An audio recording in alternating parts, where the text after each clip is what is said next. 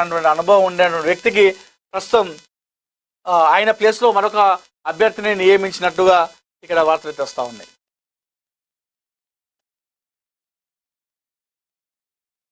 హైదరాబాద్ తాను ఢిల్లీకి వెళ్ళిన 3 రోజుల తర్వాత కిషన్ రెడ్డి వెళ్లి అన్ని పనులకు అడ్డు తలుగుతున్నారని సీఎం రేవంత్ రెడ్డి మండిపడ్డారు. ఢిల్లీకి ఇద్దరం కలిసి వెళ్దామంటే కిషన్ రెడ్డి రావట్లేదన్నారు. తాను మోడీని కలిసిన 3 రోజుల తర్వాత కిషన్ రెడ్డి కలుస్తారని, తాను ఏ కేంద్ర మంత్రి కలిస్తే 3 రోజుల తర్వాత కిషన్ రెడ్డి మళ్ళీ కలుస్తారని చెప్పేసి చెప్తా ఉన్నారు రేవంత్ రెడ్డి గారు. తాను వెళ్ళి ప్రాజెక్టుల కోసం ప్రధాని కేంద్ర మంత్రులను కలిసినప్పుడు అయితే ఏదైతే మొన్న కిషన్ రెడ్డి గారు ఒక ప్రెస్ మీట్ పెట్టి అందులో రేవంత్ రెడ్డి గారి పైన కొన్ని వ్యాఖ్యలు చేయడం జరిగింది. దీనికి నిన్న రేవంత్ రెడ్డి గారు మాట్లాడుతూ కేంద్ర మంత్రి కిషన్ రెడ్డి పైన తీవ్రమైనటువంటి విమర్శ చేయడం జరిగింది. నేను ఎప్పుడు ప్రధానమంత్రిని కలిసినా, ఎప్పుడు ఢిల్లీకి పోయి ఏ నాయకుడిని కలిసినా 3 రోజులుగా పోయి కిషన్ రెడ్డి కలుస్తాడు.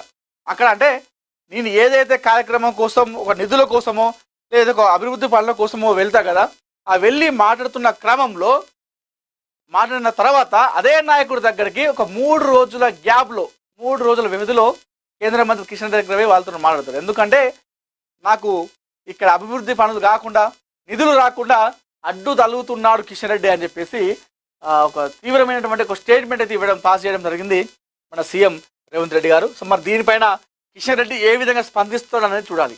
ఈ మధ్యకాలంలో కిషన్ రెడ్డి కాంగ్రెస్ కిషన్ రెడ్డి మధ్యలో ప్రెస్ మీట్లు కానీ ఇవన్నీ కూడా జరుగుతూ ఉన్నాయి. కాంగ్రెస్ వర్సెస్ బీజేపీ లాగా తెలంగాణలో. చూద్దాం, ఇంత పెద్ద స్టేట్మెంట్ ఇచ్చింది కాబట్టి మరి దీనిపైన కిషన్ రెడ్డి ఏమంటాడో మనం చూడాలి. దసరా తర్వాత గ్రేటర్ వారంట జిహెచ్ఎంసీ ఎన్నికలపై సీఎం ఫోకస్. సిటీలో పర్యటనలు, సవాళ్ల వ్యూహం అదే. 3 కార్పొరేషన్లపై గ్రౌండ్ వర్క్, అభ్యర్థులు బలాబలాలపై సర్వేలు అంటూ మనం ఇక్కడ వార్త చూసుకోవచ్చు. దసరా తర్వాత బల్దియా ఇక్కడ మనకు జిహెచ్ఎంసీ ఎలక్షన్స్ అయితే ఉండబోతున్నట్టుగా ఇక్కడ వార్తలు వస్తున్నాయి, మహాపత్రికలో చూసుకోవచ్చు. గ్రేటర్ హైదరాబాద్ ఎన్నికలపై ముఖ్యమంత్రి రేవంత్ రెడ్డి ఫోకస్ పెట్టినట్టు కనబడుతోంది. సిటీలోని ప్రధాన కాన్ఫరెన్స్ లో వరుస పర్యటనలు, శంకుస్థాపనల వెనుక ఎన్నికల వ్యూహమే ప్రధాన కారణం అని చెప్పేసి రాజకీయ వర్గాలు భావిస్తున్నాయి. జిహెచ్ఎంసీలో డివిజన్ల సంఖ్యను పెంచి 3 కార్పొరేషన్లు విభజించగా తొలిసారి greater Cyberabad municipal corporation, greater Malkajgiri municipal corporation ఎన్నికలు జరగనున్నాయి. సో ముఖ్యమంత్రి అంటే ఇప్పుడు మొత్తం 3 అయిపోయినాయి.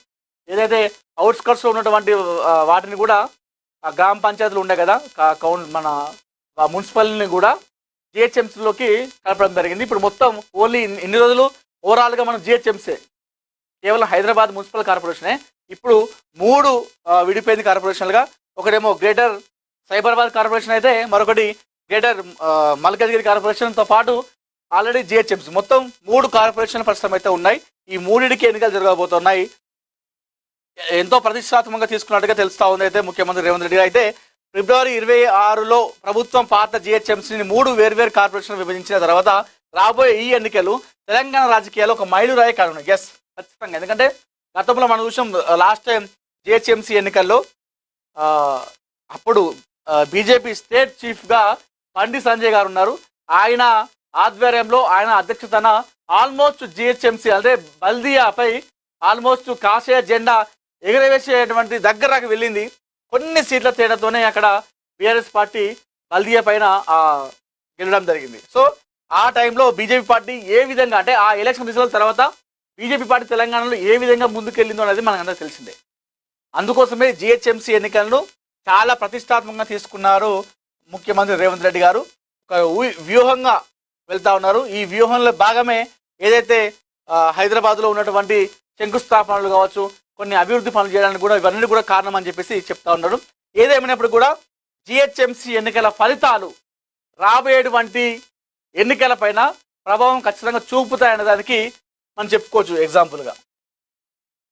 చూద్దాం మరి ఏ విధంగా ఇప్పుడు 3 కార్పొరేషన్లో మరి ఏ విధంగా ఇంతమంది బరిలో దిగుతారు, ఏ విధంగా ఉంటుంది. మనకి ఇక్కడ జిహెచ్ఎంసీ అంటే హైదరాబాద్లో అంటే మనకు కేవలం ఓవరాల్ తెలంగాణ చూసుకుంటే మనకు ఎక్కువగా బీఆర్ఎస్ బీజేపీ కాంగ్రెస్గా ఉంటాయి. కానీ జిహెచ్ఎంసీలో జరుగుతున్నప్పుడు మాత్రం బీఆర్ఎస్ కాంగ్రెస్ బీజేపీతో పాటు ఎంఐఎం కూడా ఇక్కడ చాలా సీట్లు గెలిచిన అవకాశం ఉంది. కాబట్టి మరి ఈసారి ఏం జరుగుతుందో చూడాలి. జిహెచ్ఎంసీ ఎన్నికల కోసమే సీఎం రేవంత్ రెడ్డి ఆరోపణలు అని చెప్పేసి ఇక్కడ కిషన్ రెడ్డి అయితే చెప్తా ఉన్నారు. జిహెచ్ఎంసీ ఎన్నికల కోసమే సీఎం రేవంత్ రెడ్డి తనపై ఆరోపణలు చేస్తున్నారని చెప్పేసి కేంద్ర బొగ్గు గనుల శాఖ మంత్రి జి కిషన్ రెడ్డి అన్నారు. 12 ఏళ్లలో జరిగిన అభివృద్ధి సంస్కరణల గురించి ప్రెస్ బ్రీఫింగ్ లో కిషన్ రెడ్డి వివరించారు. సింగరేణికి సంబంధించి 2 ఏళ్లలో ఖర్చులు తగ్గించే ప్రయత్నం చేశానని తెలిపారు. సింగరేణికి కార్మికులకు న్యాయం చేసే ప్రయత్నం చేశానని అన్నారు. కోల్ ఇండియాతో పాటుగా సింగరేణి ఉద్యోగస్తులకు ఇన్సూరెన్స్ పెంచామని చెప్పేసి చెప్పడం జరిగింది. గతంలో 30 లక్షలు 40 లక్షలు ఉండే ప్రమాద బీమాను కూడా ₹1 కోటి వరకు పెంచినని చెప్పేసి ఏదైతే రేవంత్ రెడ్డి గారు వ్యాఖ్యలు చేసినో దానికి బదులుగా కిషన్ రెడ్డి గారు కూడా ప్రెస్ మీట్ లో ఆయన పైన వ్యాఖ్యలు చేయడం జరిగింది. సో మనం స్పందిస్తారా లేదని చెప్పేసి అనుకున్నాం. ఆల్రెడీ కిషన్ రెడ్డి గారు కూడా స్పందించడం జరిగింది. మనం ఇక్కడ వార్త చూసుకోవచ్చు. కేంద్రంపై ఇండియా కథనబేరి నీట్ లీకేజీపై బగ్గుమన్న విపక్షాలు. తక్షణమే విద్యాశాఖ మంత్రి రాజీనామాకు పట్టు. ఆగస్టులో హైదరాబాద్ వేదికగా తదుపరి భేటీ అని చెప్పేసి ఇక్కడ చూసుకోవచ్చు. కూటమి పక్షాలపై కాంగ్రెస్